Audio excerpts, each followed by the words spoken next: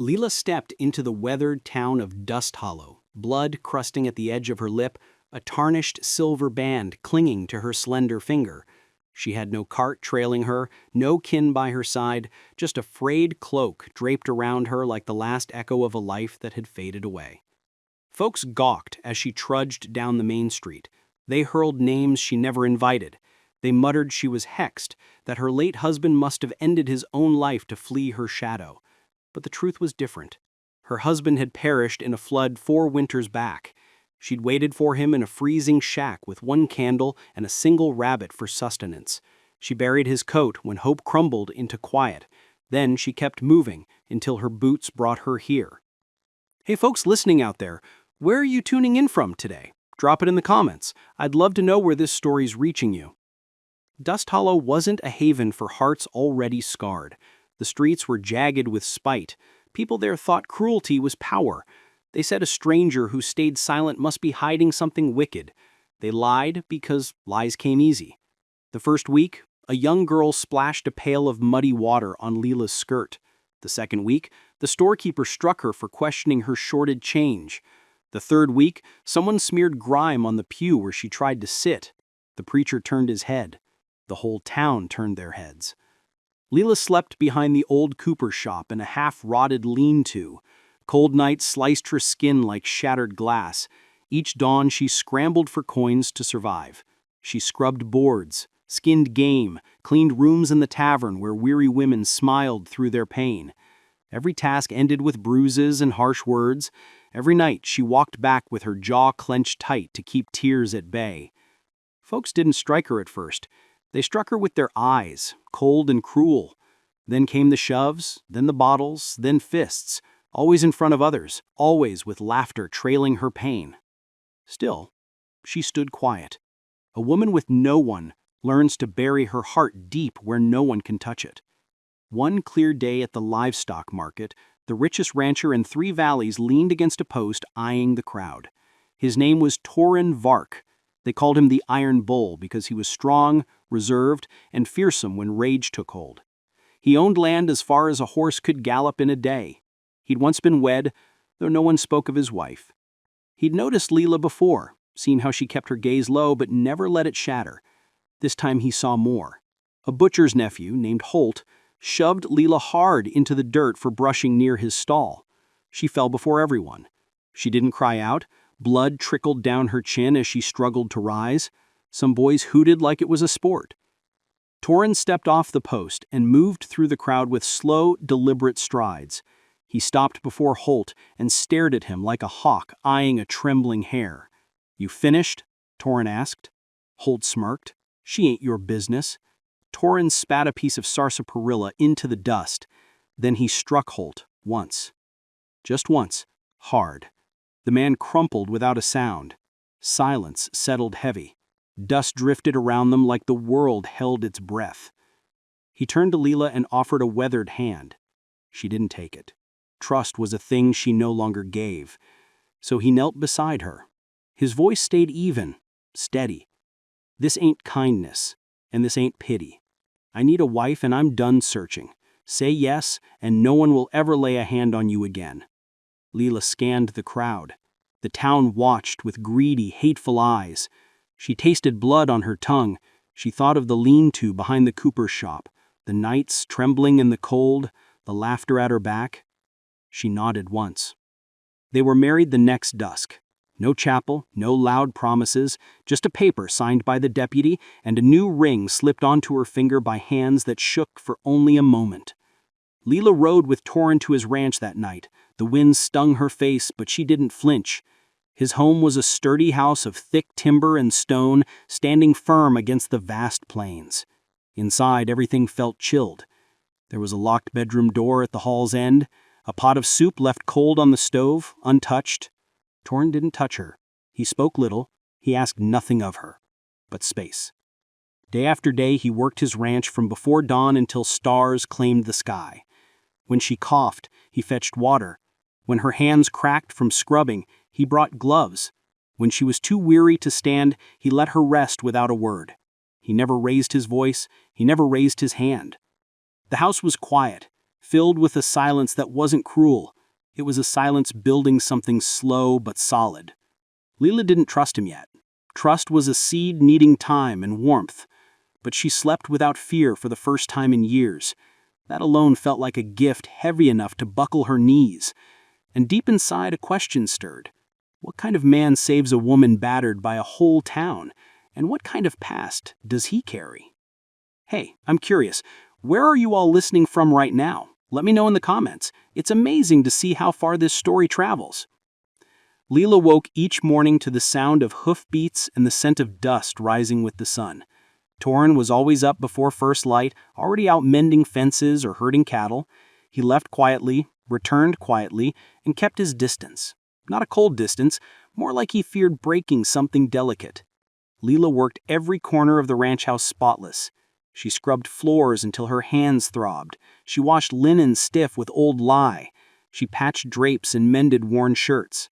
Keeping busy kept her heart from dwelling on the past. Weeks passed. The nights were still. No footsteps stalking her, no fists lurking in the shadows. For the first time, she could breathe without dread. Still, she watched Torrin closely. There were things he didn't say, truths he locked away. There was a grave beneath the pear tree, its stone worn and nameless. She once saw him standing there, shoulders heavy, eyes lost in memories he wouldn't share. When he caught her looking, he only said she hated roses, said they smelled like funerals. Then he walked away. Leela didn't ask who he meant. She didn't need to. Sorrow knows sorrow. Life on the ranch taught her skills she never knew she'd need.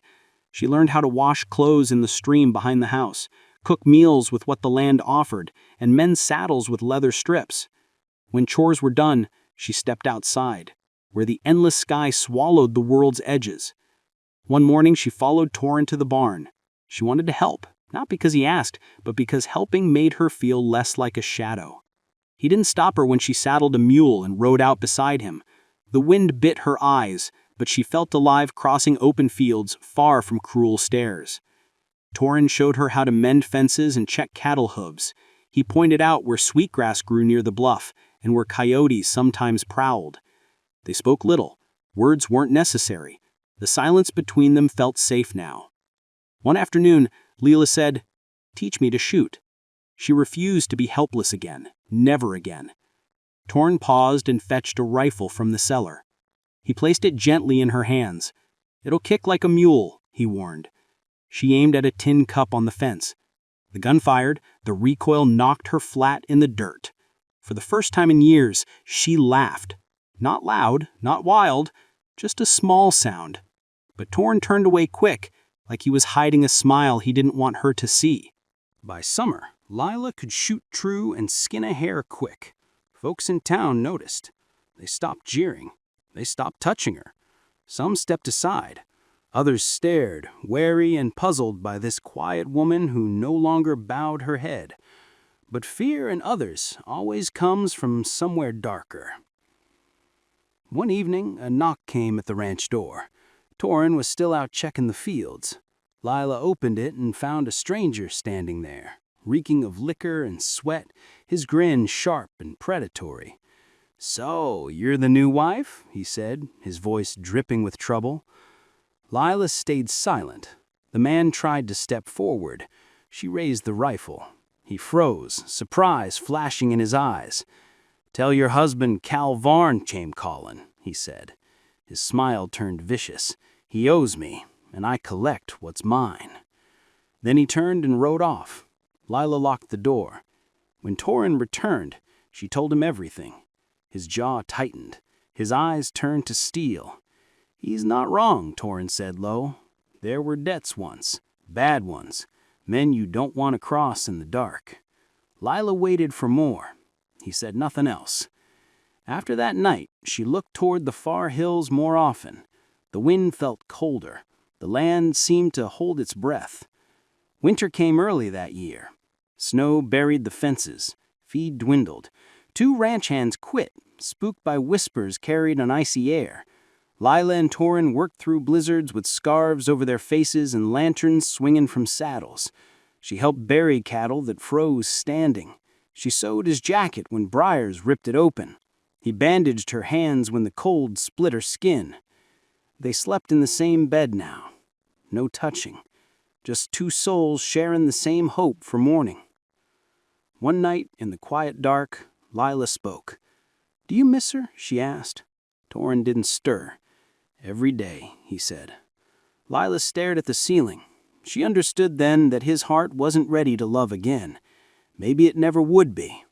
But surviving together had forged a bond deeper than words. Their peace didn't last.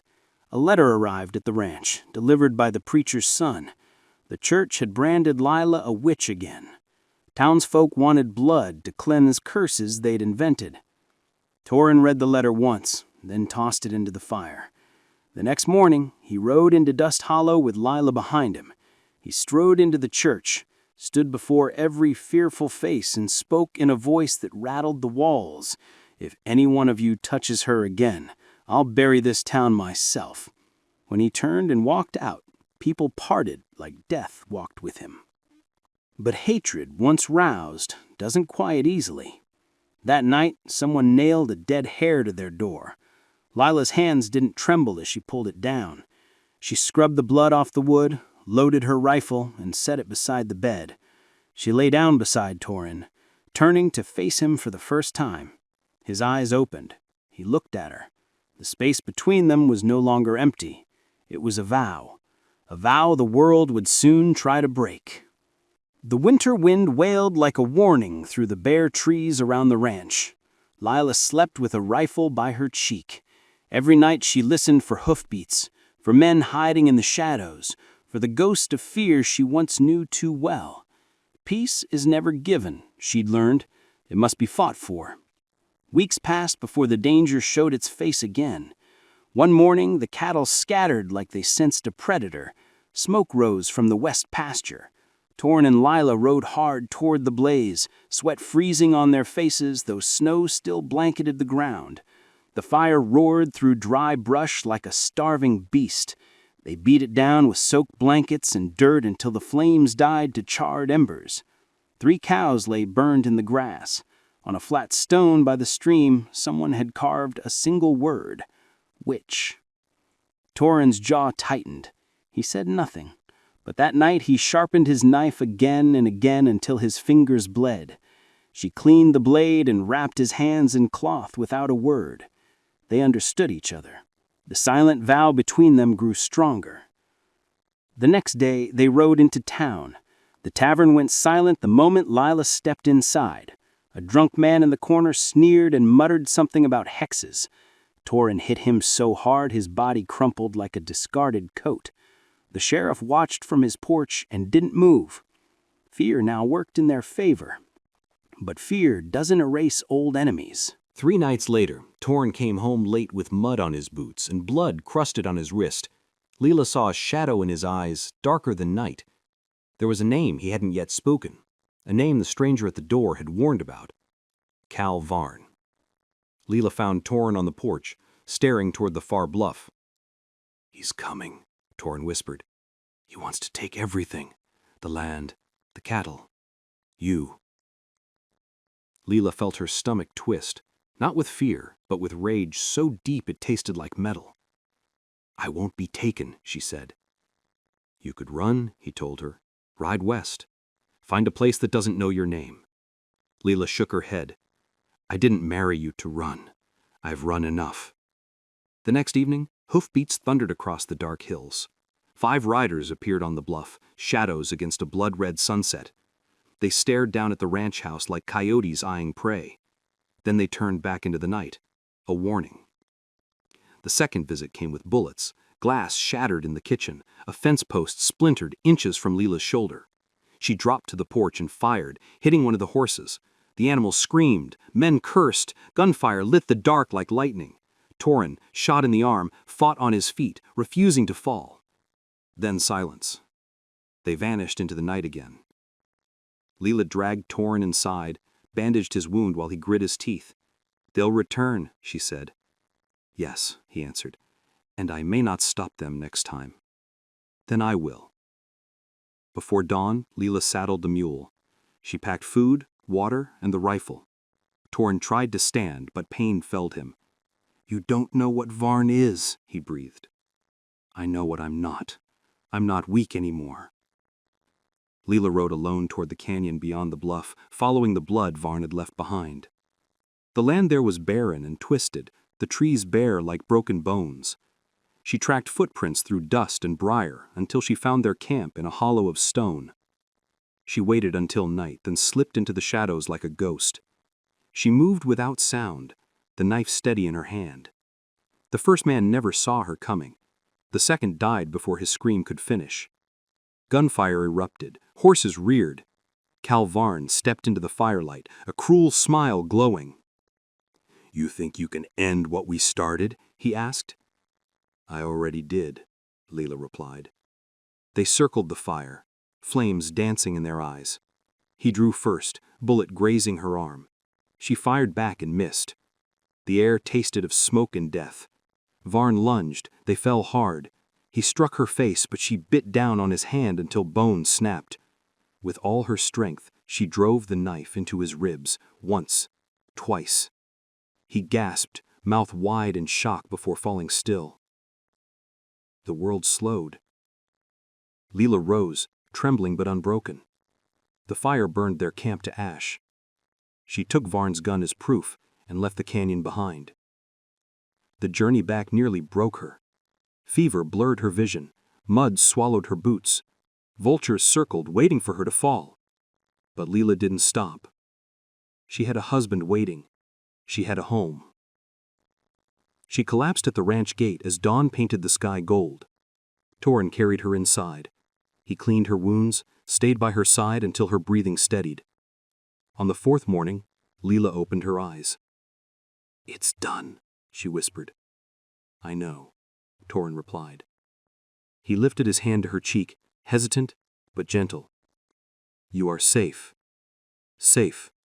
A word she never thought she'd feel. Time passed. The snow melted.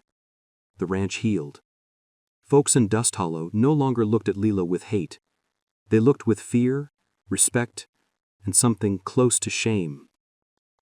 One day, a young girl from town arrived at their door, silent, bruises fading down her arms. Leela looked at her and understood. "Come in," she said. The girl stayed. She learned to ride, to work, to live without fear. She learned strength by watching Leela.